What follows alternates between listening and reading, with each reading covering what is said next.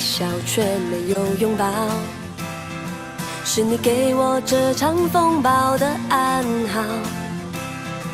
我在琢磨你的情绪，你的眼角，发出天气的预报。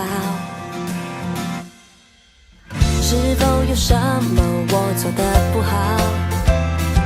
所以电视球赛比我重要。如果沉默就是你的最后警告，我没打算要逃跑。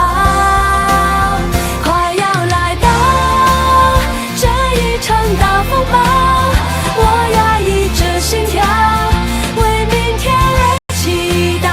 快要来到翻天覆地的大风暴，要吹走我们的合照，结果变得无聊，你不礼貌。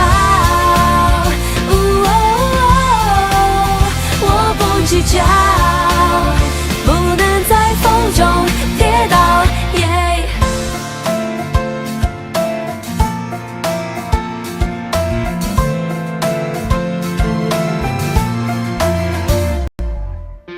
爱情的乌云太让我困扰，你连续3次看着手表，是否为了另一个人舍